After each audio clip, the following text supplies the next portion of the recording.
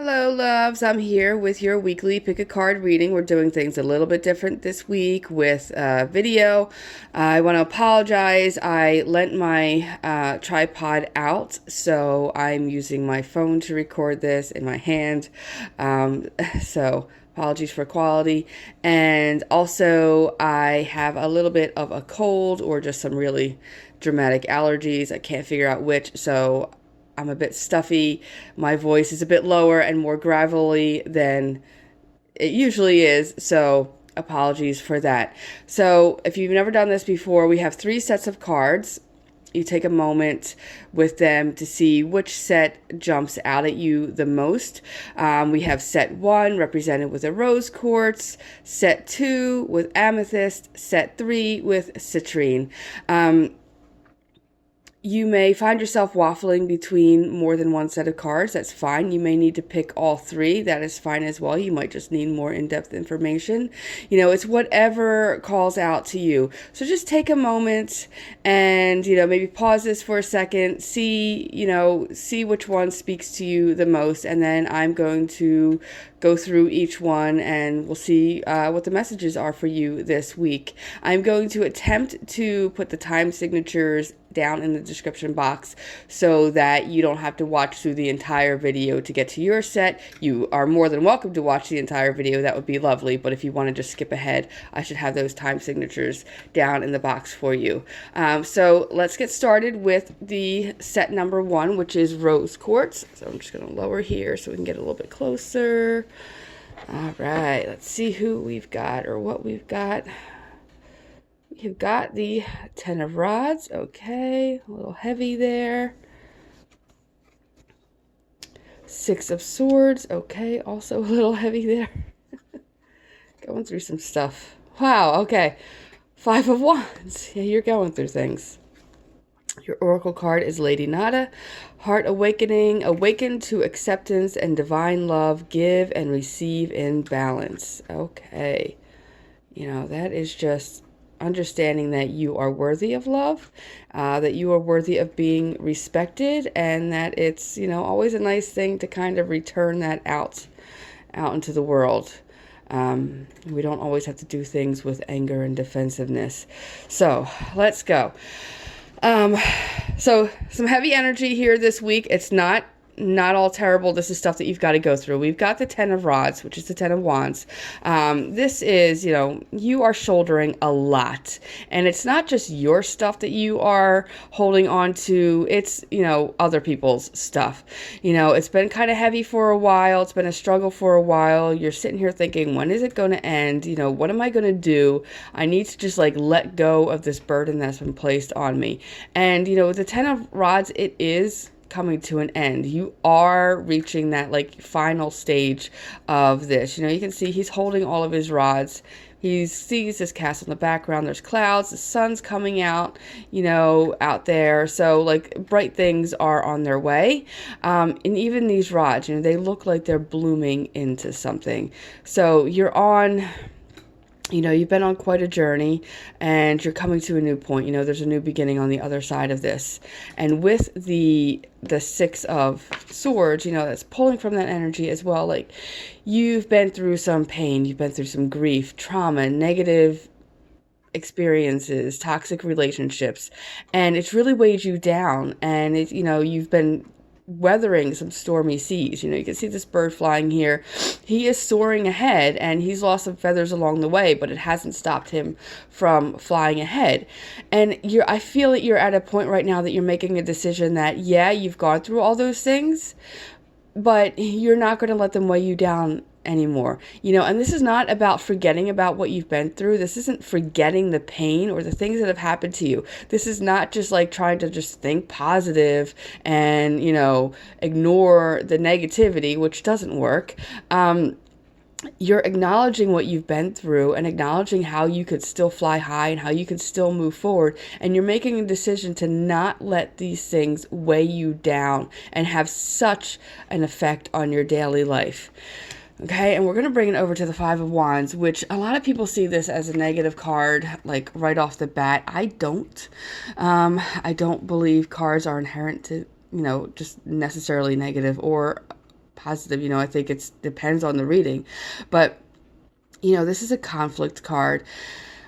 For you within this set, I feel like there is a necessary conversation that needs to happen. There really is a discussion that you have been avoiding. You know that it needs to be had. You haven't really worked up the courage to speak up yet, but it needs to happen because it's going to be part of, once you get it out, it's going to be part of letting go of these wands and continuing to navigate yourself through these stormy seas. But, when we have discussions with people that might have an opposing viewpoint, it's not always bad. It's not always a terrible thing to have people around us that think differently than us. It doesn't make your viewpoint any less valid. It doesn't make your experiences any less real. But it's time for you to speak up and say, hey, this is how I see the situation. This is how it's made me feel. This is how I plan to go forth with it from now on. You have to make that known, and you're going to get pushback. You're going to get somebody that says, you know what, I see it a different way. Fine, let them see things a different way. Approach that with love rather than with defensiveness and anger, because it's going to be a lot more effective for you if you're able to get your words out, get your viewpoint seen, and move on and release this Ten of Wands, release some of these swords, release that mental energy. But this is going to be an awkward conversation. This is going to be a difficult conversation, but it needs to be had. And the longer that you put this off, the longer you're going to be holding on to this. So let's start working on getting it out. Recognize that you deserve to be respected in your viewpoints, but that you also need to respect others, even if you don't agree with them. But you need to get it out. And once you do, it's going to start opening things up, and it's going to be a little bit more healing for the future. And you're going to be able to kind of walk along, continue along your path a little bit lighter from there. So a little bit heavy, but not bad heavy. This is necessary work that needs to be done for you guys. All right, so we're going to move over to Amethyst, set number 2. I just messed these all up. All right, let's see. We have got, the Empress. Nice fertile energy. Nice mommy energy. 10 of Pentacles. Wow. I think some of you just need this. 2 of Cups. Okay. All right. Yeah. And Jwal Cool, Dharma unfolding. Remember that you are on a path. Take one step at a time to happiness. I really see you right now. You are at a point that you are building things for the future. You are setting a very firm foundation, and a lot of the work that you're doing right now is with the future in mind. I mean, that's obvious for many people, but you really are setting a foundation, and there's a big family element and relationship element in here. And that doesn't necessarily mean in a romantic way. It's, our relationships are also our friendships. Our family is also our work family, so this is going to mean different things for different people. Off the bat, the Empress is very fertile energy. She's very nurturing. She's very motherly, very abundant and creative. We're thinking about creativity in so many different ways, not just in art. It's creation of new life, and that can be very literal, creation of new life, but it can also be creation of a new life for yourself, creating a new life for your family, and you're setting the stage for that so that you can reach this very stable, very firm point in the future, this 10 of Pentacles point. This is very, the 2 of them together, good things are coming. You got to put in the work. And you've got to work with other people. You really need to line up with people who are sharing the same vision as you. Oops, we got a little blurry there. People that share the same values as you, that have a similar vision for the future, and it's going to be give and take. You're going to be putting in your input, you're going to take their input, and you're blending it together to create something very beautiful. So for a lot of you, I'm seeing some amazing business partnerships. You're finally coming up and saying, listen, this is what I'm thinking about. This is what I want to do, and you have the ability to nurture it and you're not relying on other people, but you're working together. You're relying on your own abilities, your own strengths and creativity, for this union. You're just willing to work with others to get to, that very big point. And it's going to take time. It's not all going to happen in a snap. But things are looking very good for the seeds that you are planting for the future and the things that you really want to harvest for the future. It's looking very good for you right now. There are a few of you for this does mean very literal, creating new life. Okay, take that as you mean, very literal. Physical fertility, take that how you mean. Others, this is more psychological fertility, creative fertility. And then for some of you, within your relationships, especially your romantic relationships, you're going to be seeing a bit more of a deepening of your commitment, making a new commitment, whether it is, you're just dating somebody and you're deciding to be exclusive, whether you're deciding to bring your relationship to a different type of level, or, there could be an engagement that is happening. So if you're thinking, should I propose? The answer is yes. But this is really lovely energy, really setting up some nice, beautiful, firm foundations for the future. Just remember to take things step by step, honor your own abilities, your own creativity. And remember that even as you're working with people, even as you're, getting into relationships with people, that you have to nurture your own self as well, that you're not dependent on them, that you're part of a team, that you're part of a unit. Okay, again, lovely energy. There's a cat walking by, so there we go. Cat butt. Hi, Seamus.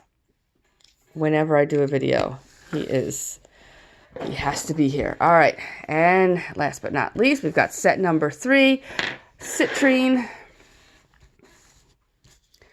We got Page of Rods. Nice, useful energy there. The Moon. All right, let's see what we need to. 3 of Cups. Nice. I think some of y'all need some time to take a break here. Isis, magic manifesting. Your dreams, visions, and goals are becoming reality. Stay focused. Yes. Okay. All right. I think you're being called out. All right. In a good way. You are really laying some groundwork here.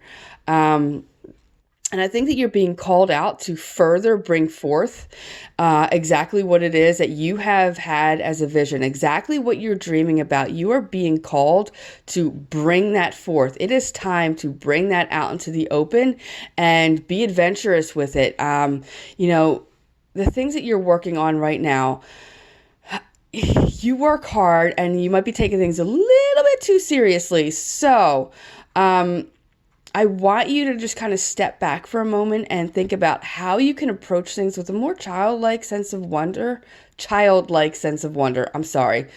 I just rolled through my words there. But how can you look at things with that sense of wonder? Really open your eyes, be a little bit more adventurous, and also be willing to celebrate what it is that you are working on. I feel like you've been really in here. You've been within your mind. You've been in deep kind of with your soul, with your intuition. You know what you need to do. You know you want to bring this like manifestation about. You just haven't been so... You've been a little bit more serious with it. So I want you to bring more joy to it. A little more party to your plans. Because I feel like you're just being called out to bring it out and to celebrate it. Celebrate the work that you have done so far. Be willing to say, like, you're still on this path. You're not where you want it to be. You haven't manifested exactly how you wanted it yet, but you're laying that groundwork. You're taking the steps needed.